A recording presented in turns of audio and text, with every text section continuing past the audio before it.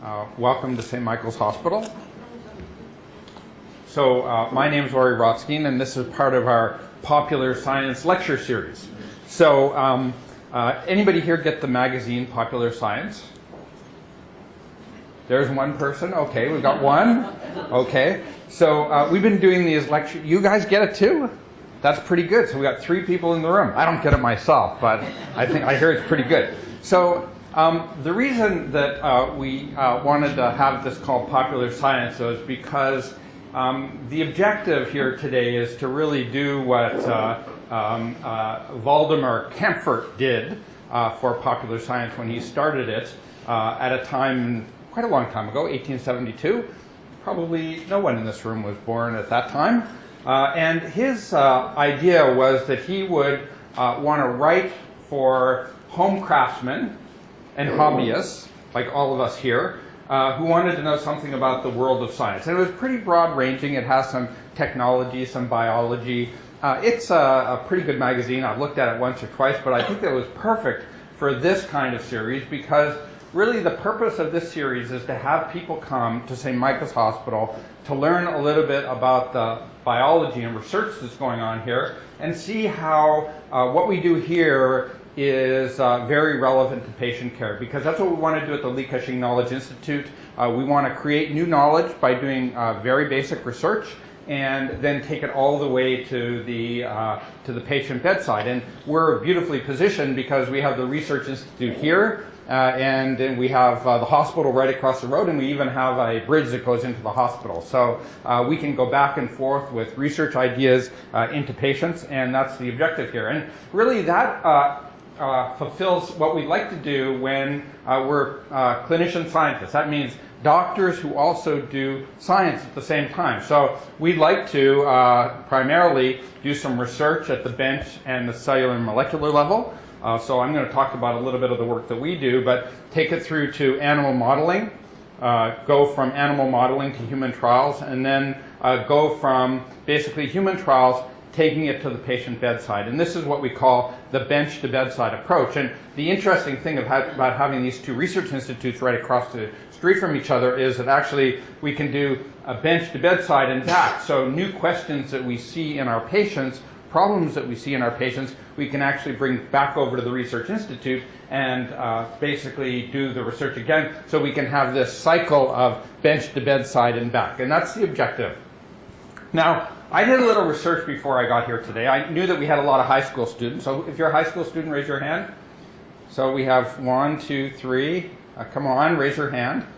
So you just have to know that if you're a University of Toronto student, you never raise your hand when you're requested to do so. So I know that there may be some of you out there who are destined to be University of Toronto students and are too shy to put your hands up. But I do know that there are students who in grade 11 at a Toronto school study the circulation of the heart, basically how the venous blood goes to the lungs and then the blood comes back into the heart after it's been oxygenated and pumped out around the body.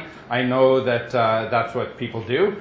I also know that some of the grade 11 students study some hematology, or understanding how blood cells work. And these cells that you see here that are purple in the middle, those are called neutrophils. We'll talk a little bit more about those later on. But those are key cells in the body that are important for killing bacteria and clearing foreign particles that are somewhere in your body. So like if you get a splinter in your finger and it turns red, it's because all the neutrophils go into that area and cause it to turn red from the inflammation.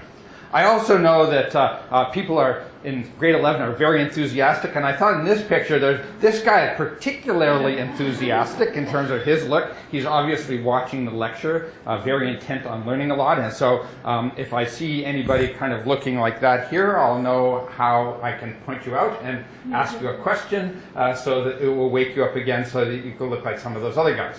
I have to contrast that to this, which is my day in grade 11. I always sat in the front row. People said I was a little bit of a keener. And this says Mrs. Gaffney has a cartilage brain, of course, because these are all sharks. They all have cartilage brains. So here's the topic that I'm going to talk about today. It seems kind of unusual. Preconditioning gets you in shape. Okay, preconditioning gets you in shape. So we have some athletes here in the audience. Yes? Okay, so, how about Khalid, you do sports sometimes, don't you? So what do you do when you're getting ready to play basketball or baseball or soccer? So what do? You stretch, okay. What else? That's it? Warm up? You're allowed to ask somebody else to help you a little bit with the answer. Anybody else want to chime in? So you stretch, you warm up. Like, do you do a lot of warm up, little warm up? A lot of warm up, okay. So till you're loose, till you're tired? No, not that much. You don't want to overdo it. Yeah, okay. I'm 79. I do 40 minutes in the gym every morning at 6 a.m. And is that your warm up? No, that's... Okay. That's pretty I good. walk to St. Mike's and over town. Excellent. So I think that, the notion out there is that before you do any sports, that you actually have to get warmed up, right? You get out there, you stretch a little bit, you lift some, you do layups if you're playing basketball, you run up and down. Sometimes coaches who are particularly sadistic will have you do wind sprints in advance to get your heart rate up. So I just want to talk a little bit about several things, including the issues around warming up around sports. So here are the four objectives that I have here. First, I want to talk about sports and warming up, and we started that a little bit because that has to do with preconditioning. I want to give you a few perspectives on surgery. So I would be remiss if I didn't talk about surgery because I am a surgeon, but I want to also talk about research and then give you a context of, basically how basic research can help surgical patients. And then finally I want to talk some about what we do in our own research laboratory and how it helps patients. And then I'm going to close at the end by talking again about sports and warming up. So I need somebody to remind me at the end to talk about that. So who are you? Okay, so that's okay. So your job, you don't have to tell me your name. Your job is to tell me at the end that I have to make sure I talk about sports and warming up. So we had the assertion that warming up in advance was a really good thing. Well, it turns out that the really recent literature, and here's a paper that came from the University of Calgary, where they studied cyclists who were preparing to do basically sprints on their cycles. And what they showed was that less is more. And that a standard workup where you get your heart rate up and you get all limbered up, it actually causes fatigue. And it's better for racers to actually do a little bit less warm-up. So next time the coach says, go harder, you have to say to him, no, sir, I've got to relax. I've got to relax and just kind of mentally get prepared for the sport. But I don't want to tire myself out because my peak is when I'm mentally prepared but not physically fatigued. I don't know how that'll go over. Don't quote me on that one, okay? You can quote. I'll give you the reference for that at the end of this so you can take that to your gym teacher.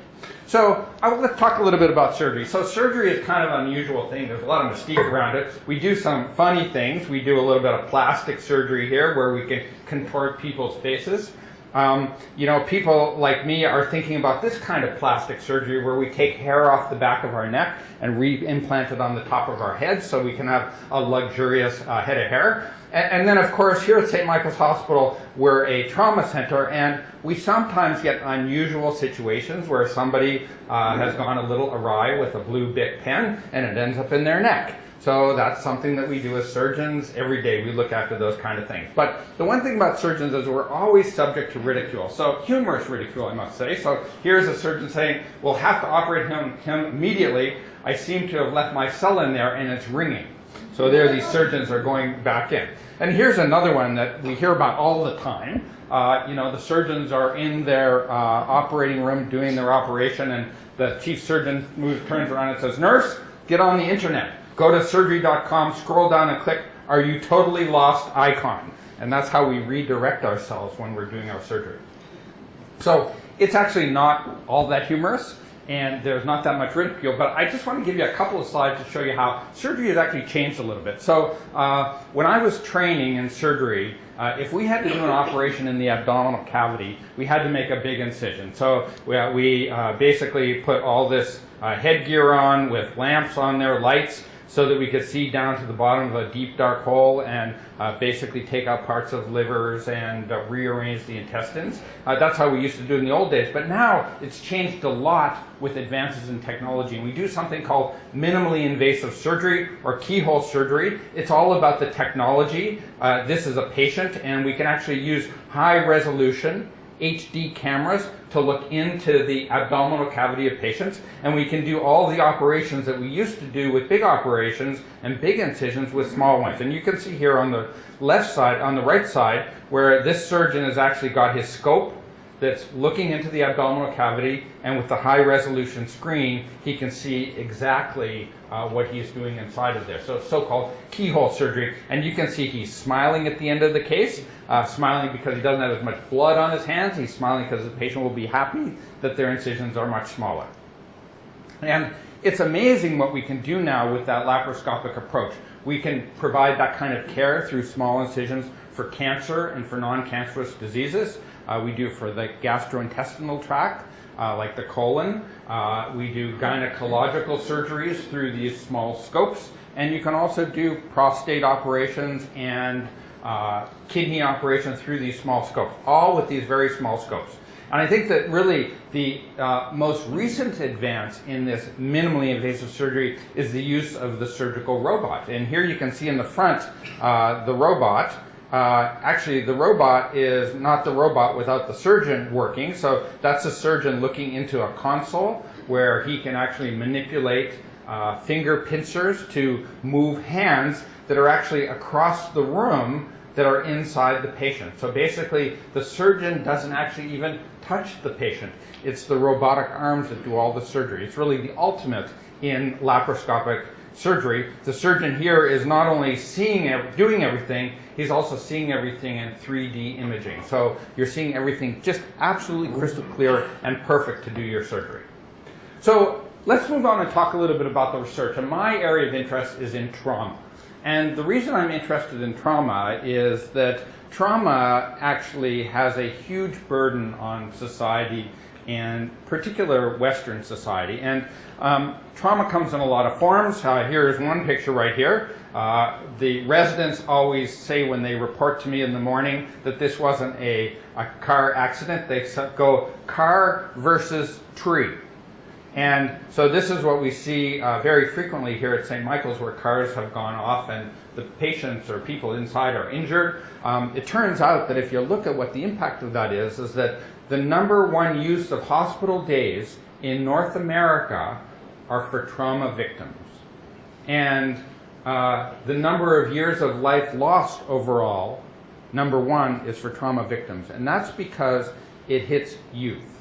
So people who are harmed in motor vehicle collisions are people who are in their teens and their 20s, not people who are in their 80s and 90s. So you can imagine that if you look at what they've lost to society, it's quite a bit more because you have to factor in the entire life. So trauma is a very important issue in Western society, and I think that anything we can do to improve trauma outcome is actually going to make a difference in terms of the burden on society.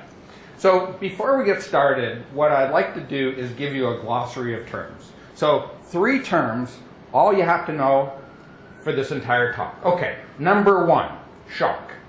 So shock, this is a little different than shock when, somebody runs into the room and scares you and you go, ah. This is shock where you lose blood related to the trauma. You get injured in one of the major blood vessels and the blood goes out of your body and you go into shock. And that means your blood pressure goes very low. And when your blood pressure goes very low, the blood can't get into the vital organs like the brain, the heart, the kidneys, the lung, etc. Another term for shock is ischemia. Ischemia is the term that we use for low flow into the tissues. Ischemia. Okay? That's #1, shock. Now, I'm going to do a little quiz when we're done after this, so I hope you're watching closely. So I want to now define ischemia reperfusion injury. So it turns out that ischemia is bad for you. That's kind of intuitive, right? So if your blood pressure goes down and you're not putting blood into your vital organs, very obviously they're going to get injured. But what's actually worse than just low blood flow alone is when you restore the blood pressure in patients after that. That's called ischemia reperfusion injury, because the combination of low blood flow followed by restoration of blood flow actually causes injury to the tissues. It's kind of paradoxical, but actually increases the injury to the tissues. And so things that we do normally to save patients' life actually are injurious to the patients under certain circumstances. The third term, and one that I've introduced already, is neutrophils. So neutrophils are those cells that circulate around in your body.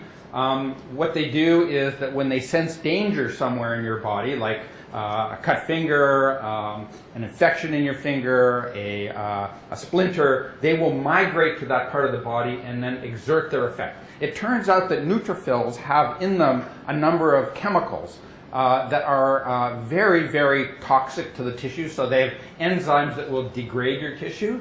They have oxygen species that will almost explode your tissues. And this seems like, why possibly would we have cells like that that could injure your own tissues? It turns out that these are the cells that actually clear bacteria. So if your job is to kill bacteria for a living, producing enzymes that chew up proteins and oxygen species that cause proteins to explode would be a good thing. But it turns out that when they act against you under circumstances where there's no infection, they can actually be very injurious to you. So I'm going to use those terms, shock or ischemia, reperfusion injury, and neutrophils as kind of the three important ones you have to remember. So this is the picture that I want to show you first of all. So again, car versus tree trauma. So patients will go into hemorrhagic shock. And then when they come to the emergency room here, we'll give them the blood back that they lost. We'll give him fluid as well that they've lost so that they can bring their blood pressure back up to normal. So basically, you stop the bleeding by operating on the patient and you bring the blood pressure back up to normal. The second thing is that there's neutrophil infiltration that occurs as part of ischemia reperfusion injury. So just by virtue of the fact that we're doing what we're supposed to do in somebody whose blood pressure is down, neutrophils infiltrate into the tissue, and the downside is that those neutrophils are injurious to the tissue and they cause injury. And the injury is everywhere in the body.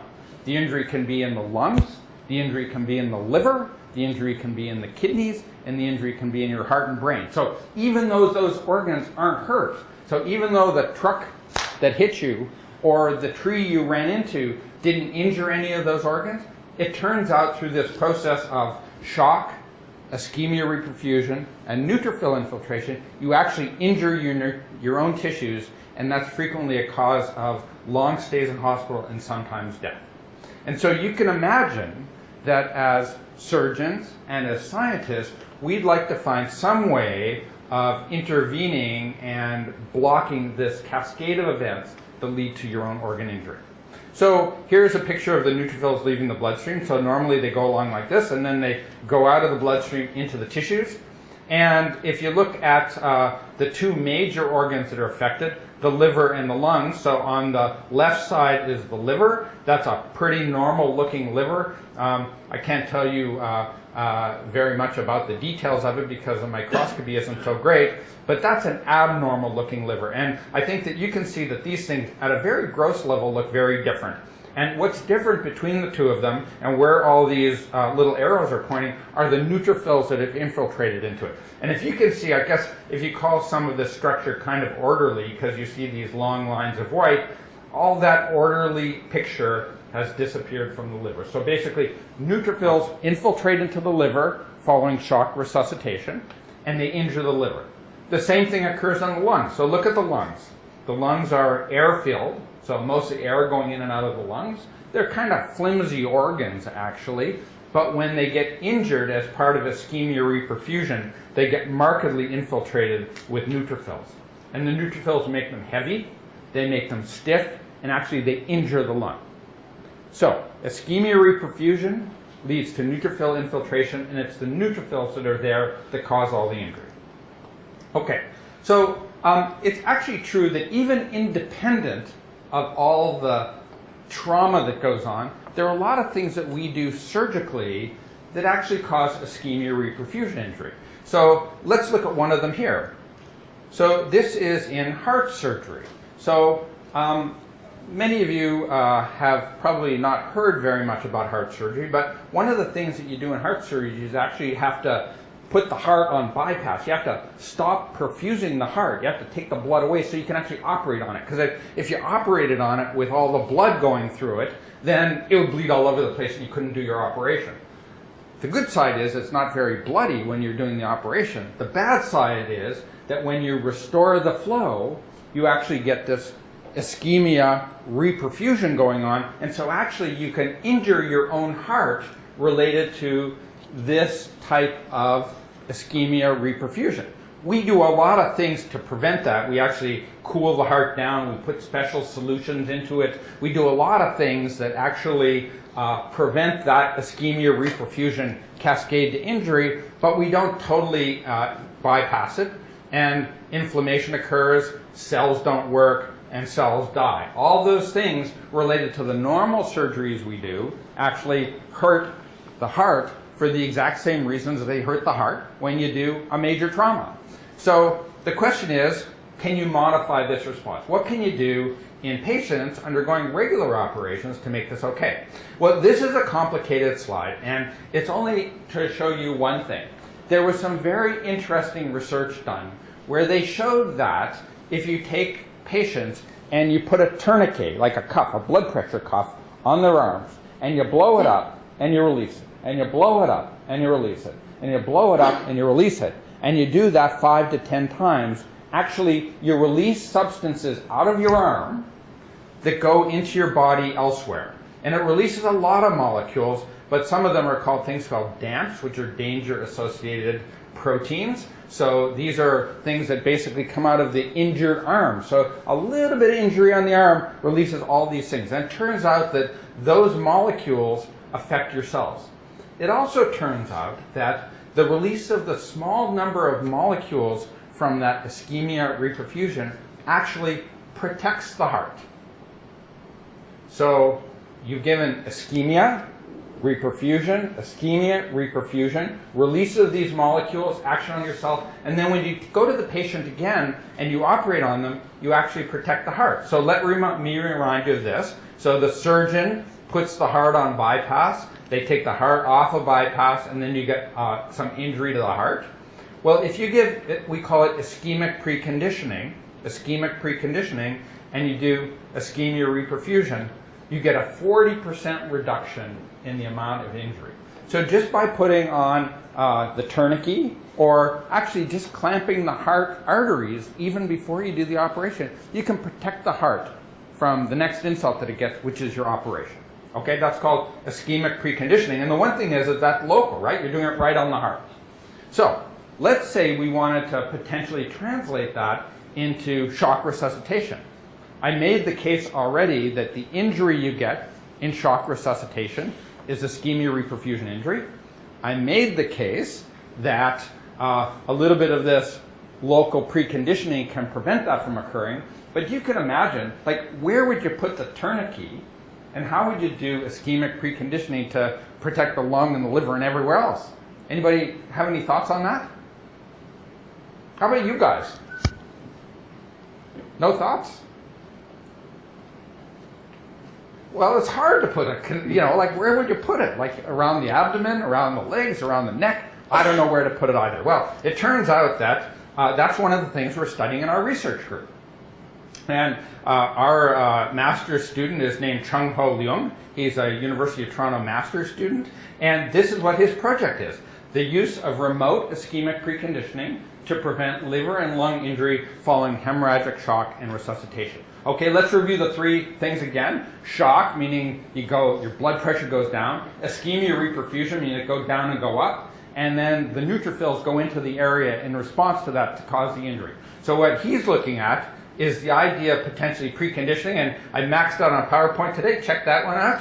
Okay, so he's studying the effect of preconditioning. But obviously, you don't know where to put the tourniquet exactly. It's not like operating on the heart where you got a little space here. So what he hypothesized was actually you could do it on any limb in the body. So do it on the leg, and it would affect the entire body. And that's a little different. It's not like doing it on the heart and affecting the heart. This is doing it on the leg and affecting the entire body. And that's what he wanted to research. And so what I'm going to do is I'm going to show you some of his work, some of his research work. I'm going to show an animal in this one, and I know there's some people who don't like animal research, but it's actually very important to the work that we do. And in essence, this is what he does, and I'll just walk you through this. So in his control animals, he puts the animals into shock by withdrawing their blood. He does that for 120 minutes, 2 hours, and then he starts to resuscitate the animal. So just like in man, down to shock, now you resuscitate the animal. And he gives them their blood back, plus some salt water in addition to that. That's the standard way that we resuscitate man, and we're modeling that in an animal, a mouse. And at the end of that period, we actually examine the liver and the lung to see if they're injured. So what Chung Ho does is that actually he does this ischemic preconditioning in the leg. So you can see down on the bottom here, this is a little tourniquet that he puts around the leg of the mouse. And before he does anything, he tightens the tourniquet for 5 minutes, he lets it off for 5 minutes. He tightens it for 5 minutes, he lets it off for 5 minutes. He does that 4 times. And then those animals have exactly the same protocol as the one up on top. Okay? And he monitors blood pressure, he withdraws blood. Totally a controlled situation for the animal who's under anesthesia. So what he wanted to do was ask the question, if you use this remote ischemic preconditioning, can you actually protect the liver, can you protect the lung, and can you protect the entire body? And so what he does is he looks at the liver, he looks at the lung, and he looks at systemic inflammation. Let me show you some of that data because it's pretty impressive. Okay, so here is the control animal in the middle here. So you can see in the control animal compared to the baseline, there's about a 700 times increase, 50 to 100 times increase in the amount of release of an enzyme that's released from injured liver cells. So obviously, a lot of injury in this model. When he takes those animals and he gives them remote ischemic preconditioning, closes and allows blood flow 4 times in the leg before doing any of that, he totally protects the animal. You can see the numbers go almost back down to control level. So that's ischemic remote preconditioning. And if you look at the liver pathology, so I showed you this before. So here are the control ones up on top. You can see lots of neutrophils. Those are neutrophils because they got a lot of tiny little black dots. But you can also see it looks pretty disordered all around. And by contrast, in the bottom are 2 sections or pictures of the liver where they've had RIPC in advance of that. And you can see nice little white lines, that are basically the spaces in between the cells. Good order. So not only does it protect the liver from being injured, but it maintains the architecture, which is important for blood flow. So just by doing this small intervention in animals, are we able to prevent the injury? Well, what about the lungs?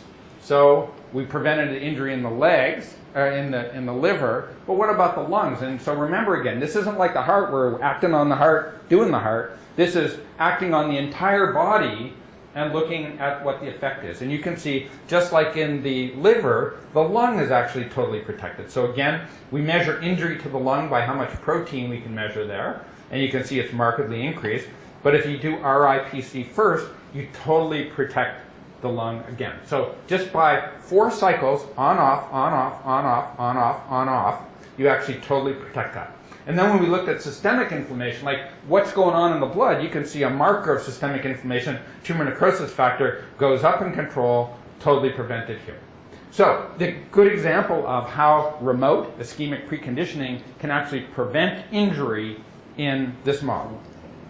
Now, somebody might say, well, you know, like, how would this ever happen in real life? Because you don't know when a car accident is going to happen, so you can't give remote ischemic preconditioning before a car accident that you don't know is going to happen. I guess if you had an overbearing mother, she might give you remote ischemic preconditioning before you go in a car, or not. So one of the questions that Chung Ho went on to ask was this. He said, well, you know, we gave the preconditioning before. What about if we give the preconditioning in that period when actually the shock and the resuscitation is going on? So not pre-treatment, but kind of per-treatment or in shock treatment. And so that's what he did. So this is called perconditioning, meaning through the period. And here's his model. So what I showed you first was that the animals went into shock and then resuscitation.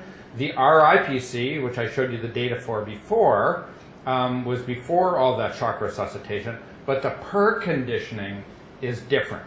It's different because while the animal is in shock, you actually take the tourniquet and you work the tourniquet on the leg.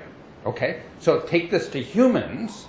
So while the patient is coming to the hospital in the ambulance, in shock, and the medics are all working to restore the blood flow, they can have the tourniquet on their leg. So you don't have to worry about an overbearing mother. They can do it in the ambulance instead. So that's the data I'm going to show you now. And this is just a snapshot of some of the data, but very clearly you can doing perconditioning, which is basically an effect done during the transport or during the shock period, you actually reduce it back down to control levels. And these are some of his early slides, Chung Ho's early slides, but now that we've done it more, we know that the effect is much more long-lasting than this modest effect shown here, but very clearly it works. And so let's talk a little bit about why it works, because so far I've showed you that if you do it before, that's good. If you do it during, that's good as well. I've also suggested to you that the neutrophils are the culprits here. So during shock resuscitation, you get neutrophils in your tissues. So we decided that we would investigate the potential role of neutrophils in mediating this protection effect, okay? So, like I said at the beginning, if we could find some way of preventing the neutrophils from going into the tissues, we'd be in great shape because we wouldn't get the neutrophilia in the tissues, and we protect the tissues. Okay, so how do you do that? Well, it's not always easy, but Chung Ho used a very clever way. He used a fish called a zebrafish. Anybody ever hear of a zebrafish before? So zebrafishes are really neat. So the one thing about zebrafishes, number one that you need to know, they look nothing like zebras. They don't have stripes. And in fact, they're transparent. So you can see through them. And what's even better about the fact that they're transparent and you can see through them, the microscope can see through them. The other good thing about these fish is that it's easy to inject genes into them. So you inject a gene, and you can get that gene to any gene to express in the animal so that you can follow the gene. It turns out that with our collaborator here, Xiaoyan Wen, he actually has a bunch of fish that the neutrophils actually have a gene in them, and that gene is fluorescent. So that means it shows up under the microscope. So all these little dots you see here, each one of those is a neutrophil. So this is a regular zebrafish who is in the chamber being scoped with a fluorescent microscope. And each one of these little green dots is actually a neutrophil. And it turns out that the neutrophils will respond just like in humans. So this is the tail of the zebrafish. We cut off the tail of the zebrafish. I know it sounds cruel, but we did. We cut off the tail. And look what's happening with those neutrophils. Neutrophils are showing up out of nowhere. So just like in man, where you injure a tissue, the neutrophils all go there, the same is true in a zebrafish. So the zebrafish now, by injuring its tail, will have all these neutrophils. And you can obviously appreciate that you can see those neutrophils, you can count those neutrophils, you can evaluate those neutrophils, and that's exactly what Chung Ho did in his work. And so what he did was he asked the question, when I do the RIPC, when I do this on-off in the animal, and I take the blood from the animal after that, is there a factor in that blood that can actually alter neutrophil function? Okay, so what he did was he had two groups. He had fish that had basically just a control saline. He had fish that actually got the blood that was from one of those special animals who got the ischemic preconditioning. He injected it into the fish, and then he cut off their tails, and he counted the number of neutrophils that went to the tail. So on the left first, very easy, you can see this is where it's cut. You can see like thousands of neutrophils in the tail of these sham animals, the ones who didn't receive anything. So contrast that to the animals that received the blood from the mice that underwent ischemia preconditioning. You can see that there's still some there, but they're markedly reduced. You compare that one to that one, it's really obvious. So we make them count them. We're very hard on Chung Ho. We give him dozens of these to count on a Friday afternoon when he'd be preferred to be home, and he counts every single one of them. And basically what he showed was this, that if you take animals and you inject them with the RIPC, and then you look at their neutrophils, they had significantly fewer neutrophils. So it looks like a factor that comes out of the limb of the mouse during this ischemia preconditioning has an effect on neutrophils, And by virtue of that effect, we think that that's preventing neutrophils from going into the blood and into the tissues and injuring those tissues. Okay? Shock, ischemia, reperfusion, neutrophils. By blocking it with the RIPC, we get no neutrophils and we get no injury.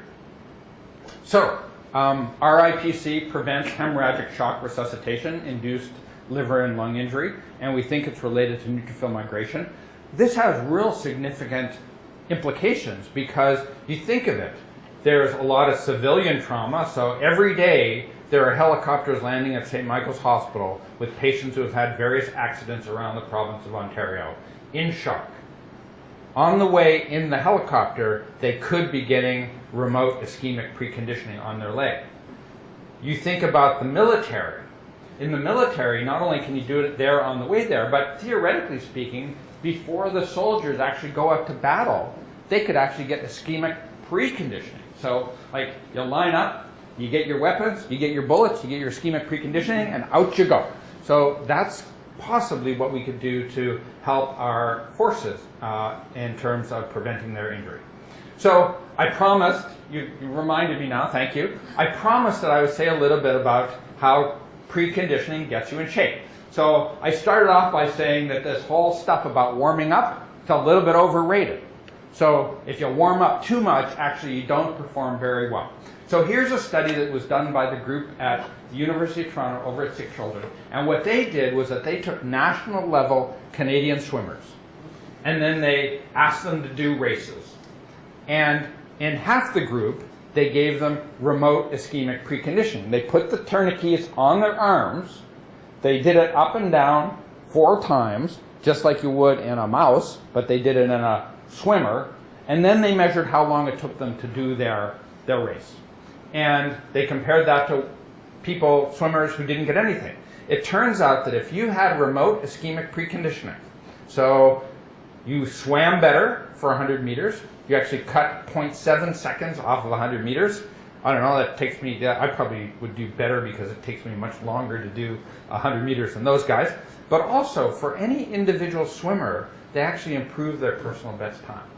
So, instead of working out hard, you can tell your coach, oh, I'm not going to work out, I'm going to stretch a little bit, but I want that tourniquet before my basketball game because I'm going to jump higher, shoot straighter, run faster, and we're going to win the game. So, first of all, acknowledgements. Chris Calderon, who's a cardiac surgeon over at Sick Kids, is one of my collaborators. Andrew Reddington is one of his scientists who works with him. Zhao Yan, I told you about, he does the work on the zebrafish. Sandra Rizzoli and Margaret Rand are on Chung Ho's thesis committee. And these are all the people who work in the lab and actually help Chung Ho do his work. So, number 1, thank you very much for coming to St. Michael's Hospital, the Popular Science Lab today. And number 2, thanks for listening. And remember, take it easy, put the tourniquet on your arm, go out and win the game. So thanks very much. Happy to take questions.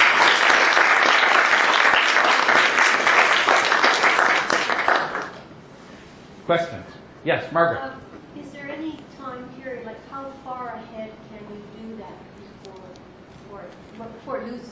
Yeah, so we don't know exactly that, because most of the circumstances have been immediate preconditioning. But we do know that in the mouse model, if we take the blood from the mouse 16 hours after we do the preconditioning, it still works. So that means that there is kind of this lag phase, and it may be protective even longer than we think it is. Yes? Similar to that, have you looked at recovery times? So we haven't done that. So in the model that we use, which is the mouse model, we see the effect diminishes over time. So we know that it's really robust at 1 hour. We know that it's really robust, the protection at 2 hours.